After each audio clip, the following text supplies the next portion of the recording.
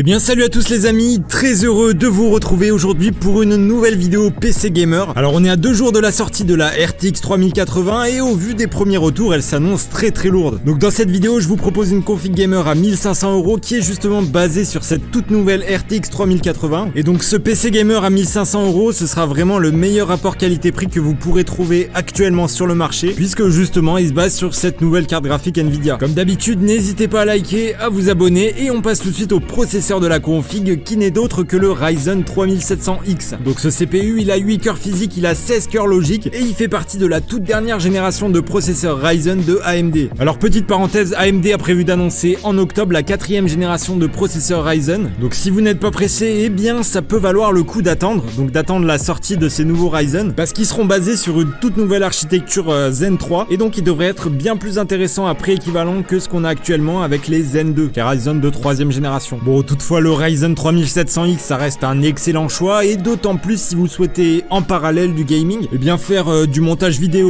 ou streamer vos parties. Voilà, donc ce 3700X il sait très bien gérer toutes les tâches qui demandent beaucoup au CPU, grâce notamment à ses nombreux cœurs. Alors pour installer ce 3700X, et bien quoi de mieux qu'une carte mère X570, donc la toute dernière génération entre guillemets de carte mère AM4, qui évidemment dispose du PCI Express 4.0 puisque les nouvelles cartes graphiques RTX bien sont compatibles avec cette technologie. Alors ici je vous ai choisi la X570 Aorus Elite, qui est une carte mère que j'appréciais beaucoup dans sa version B450 et qui est toujours aussi qualitative dans sa version X570. Donc elle a 3 ports PCI Express 4.0, elle a 4 emplacements RAM et vous pourrez installer dessus jusqu'à 128 Go de RAM en DDR4 évidemment. Bon, à l'arrière de la carte pareil c'est très propre, on n'a pas moins de 8 ports USB, donc ça c'est très pratique quand vous avez beaucoup de périphériques à brancher. Bon après c'est très classique, hein, port Ethernet, port HDMI, port jack, etc.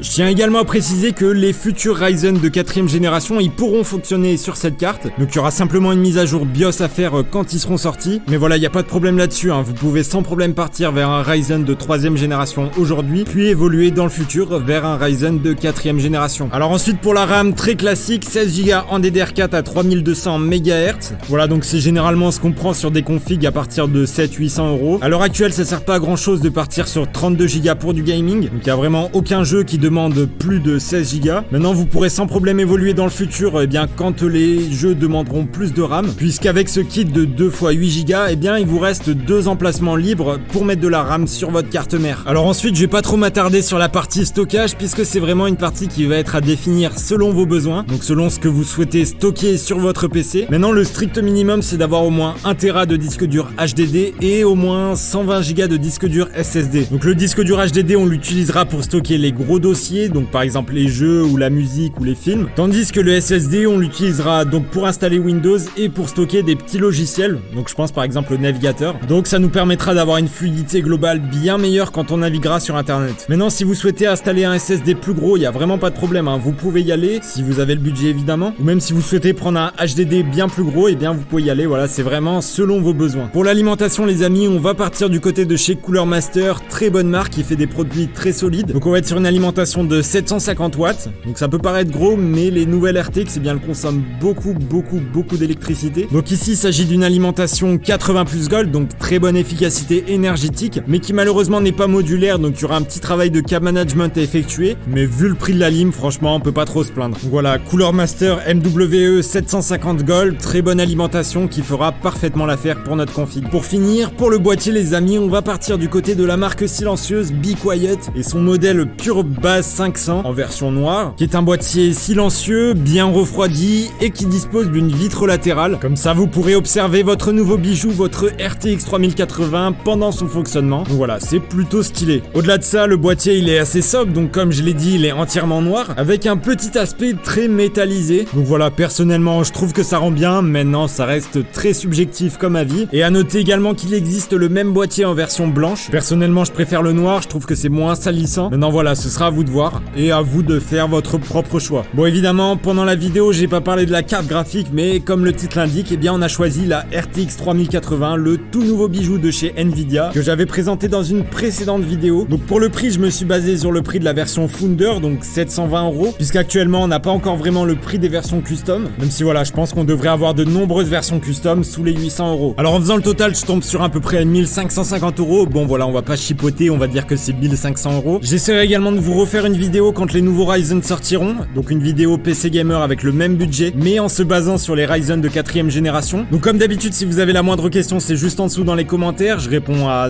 tout le monde normalement. Au passage, si j'ai dit des conneries pendant la vidéo ou si vous pensez qu'il y a des trucs à améliorer, n'hésitez pas à le dire également juste en dessous dans les commentaires. Voilà, si c'est vraiment important, j'hésiterai pas à épingler votre commentaire. Et sur ce les gars, moi je vous dis à la prochaine.